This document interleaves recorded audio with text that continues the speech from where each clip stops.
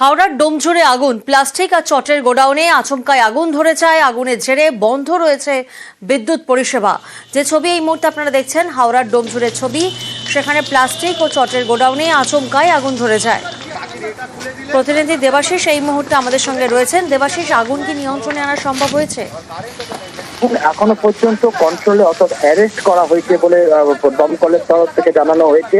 ডোমজুড়ে দক্ষিণ বাড়ি এলাকা, সেখানে একটি বড় গোডাউন ছিল যেখানে প্লাস্টিক ও চটের বস্তা সেখানে মজুত করে রাখা ছিল। কিভাবে সেখানে আগুন লাগলো তা কিন্তু খতিয়ে দেখছে দমকলের তরফে। সবচেয়ে বড় বিষয় হচ্ছে ভিতরে আগুন লাগলেও সেই আগুন কিন্তু ছড়িয়ে পড়ে গোটা রাস্তায়। তার কারণ রাস্তাতেও একাধিক বস্তা, পিকের চটের বস্তা, প্লাস্টিক বস্তা থাকায় সেই আগুন দ্রুত রাস্তায় ছড়িয়ে পড়ে এবং এলাকায় যে রাস্তায় ঘাটে যে গাছ, বড় বড় গাছ, সেগুলি কিন্তু জ্বলতে থাকে।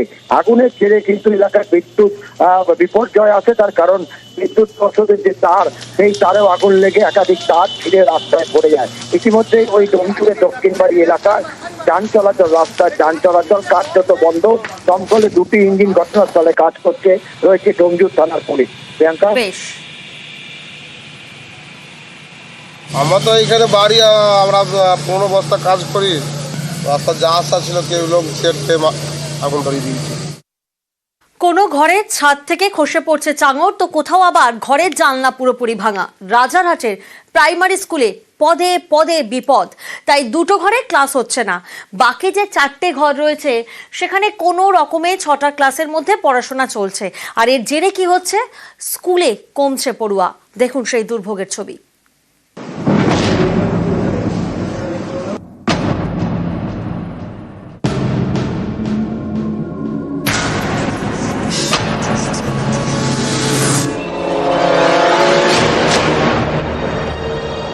এটা প্রাইমারি স্কুল।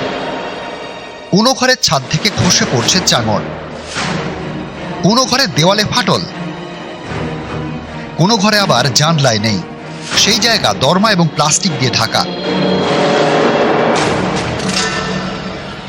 রাজারহাট শহরের পাশেই গ্রাম, চাঁদপুর গ্রাম পঞ্চায়েত।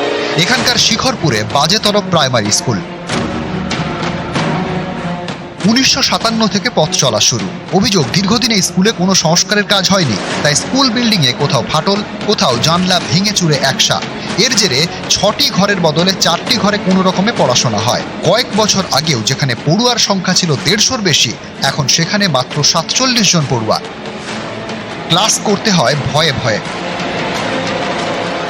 আমরা যখন লিখি তখন উপর থেকে ইটগুলো ভেঙে ভেঙে আমাদের গায়ে এসে পড়ে, লিখতে অসুবিধা হয়। হ্যাঁ, ভয় লাগে। মাস্টারমশাই যখন বাচ্চাদের পড়ায়, কখন কার মাথায় একটা করে চাঙড় পড়বে।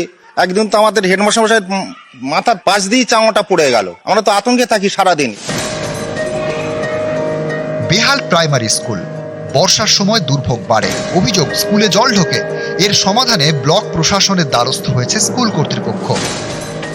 আমাদেরও সবারই সমস্যা, কারণ বিল্ডিংটা তো অনেক পুরানো, তো সব দিক থেকেই ভেঙে পড়েছে। সবারই অসুবিধা হচ্ছে, এখন সেগুলো অ্যাডজাস্ট করে আমাদের করতে হচ্ছে, চালাতে হচ্ছে। ওগুলো রিপেয়ারিং করার মতো পরিস্থিতিতে নেই যে ওগুলো রিপেয়ার করা যাবে, কারণ ওগুলো সব উই পোকাতে খেয়ে নিয়েছে, জলে জমে, জলে ভিজে সব নষ্ট হয়ে গেছে। এটা স্কুল এডুকেশন ডিপার্টমেন্ট কাছে পাঠানো হয়েছে, ডিআই সাহেবের কাছে। ওনারা ফান্ডের যদি বরাদ্দ করতে পারেন তাহলে সেটা রিপেয়ারিং এর কাজ করা যাবে। টেম্পোরারি আমরা কোনো ক্লাসরুম করে দেবো সেই প্রভিশনও নেই। ডিপিএসসি কে জানানো আছে, ডিস্ট্রিক্ট প্রাইমারি স্কুল কাউন্সিলকে জানানো আছে। এবার স্কুল এডুকেশন ডিপার্টমেন্টের তরফ থেকে বা অন্য কোনো ডিপার্টমেন্ট থেকে টাকা পেলে এটা সম্ভব।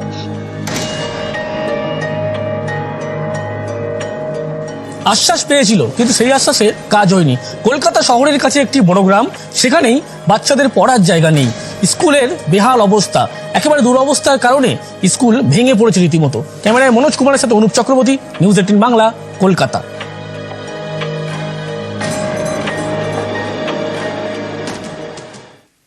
আর এবার ফালাকাটার একটি ছবি দেখাবো আপনাদের। কুকুরের তাড়া খেয়ে একেবারে দৌড় হরিণের। তারপর কোথায় গিয়ে আশ্রয় নিল? নদীতে। দেখুন, কুকুরের তাড়া খেয়ে নদীতে গিয়ে আশ্রয় নেয় হরিণটি। ফালাকাটার ছবি। জলদাপাড়া থেকে লোকালয়ে ঢুকে পড়ে হরিণটি, আর তারপর কুকুর তাড়া করে। কুকুরের তাড়া খেয়ে ডিমডিমা নদীতে হরিণ। আর এরপর হরিণকে উদ্ধারে পৌঁছয় বনকর্মীরা।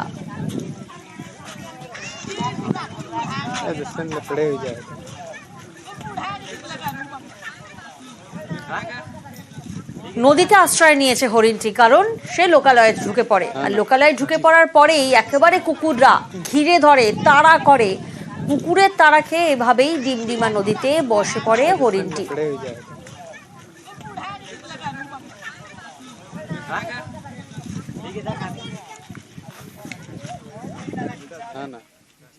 আর হরিণের পর এবার আপনাদেরকে দেখাবো কিং কোবরা।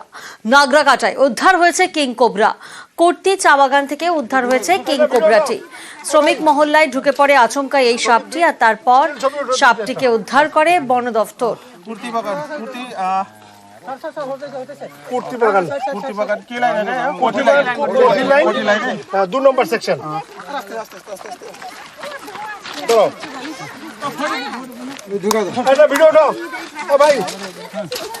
শ্রমিক মহল্লা থেকে উদ্ধার করা হয় প্রায় 11 ফুট লম্বা এই কিং কোবরা। ঘটনায় চাঞ্চল্য ছড়ায় এলাকায়।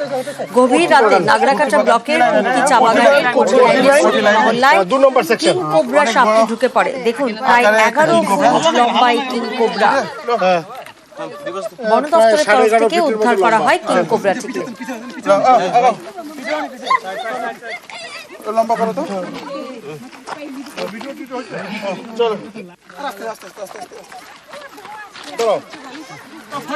দীর্ঘ প্রচেষ্টার পর কিং কোবরা সাপটিকে উদ্ধার করে খুনিয়া রেঞ্জের জঙ্গলে ছেড়ে দেওয়া হয়। আর কিং কোবরা উদ্ধারের পর আতঙ্ক মুক্ত হয় এলাকা।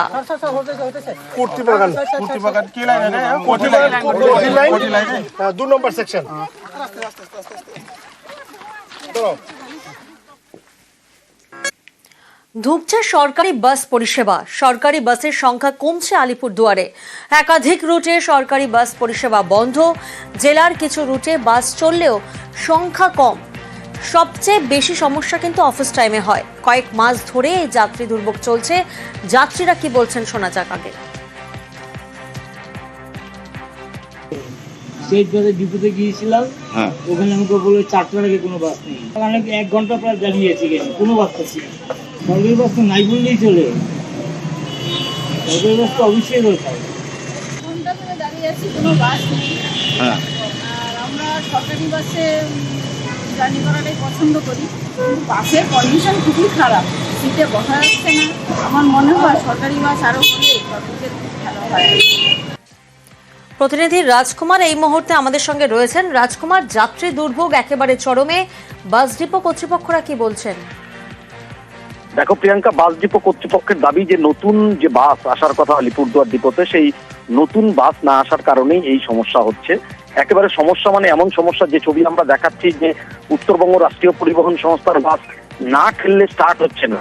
একেবারে গোটা উত্তরবঙ্গ রাষ্ট্রীয় পরিবহন সংস্থাটাই যেন সেভাবে ঠেলে ঠেলে চালানো হচ্ছে। এর কারণে ভোগান্তির শিকার হচ্ছেন যাত্রীরা। তারা দীর্ঘক্ষণ রাস্তায় দাঁড়িয়ে সরকারি বাসের দেখা পাচ্ছেন না। প্রিয়াঙ্কা, একেবারে